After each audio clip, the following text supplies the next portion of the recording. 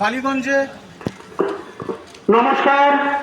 বালিগঞ্জে থাকা প্রত্যেক নাগরিকবৃন্দ, আমার বন্ধুগণ, রেসপেক্টেবল সিনিয়র্স, আমার থেকে ছোট ভাই বোনদেরকে স্নেহ ভালোবাসা জানিয়ে একটা অনুরোধ নিয়ে, একটা রিকোয়েস্ট নিয়ে, একটা আবেদন নিয়ে আপনাদের কাছে এসছি।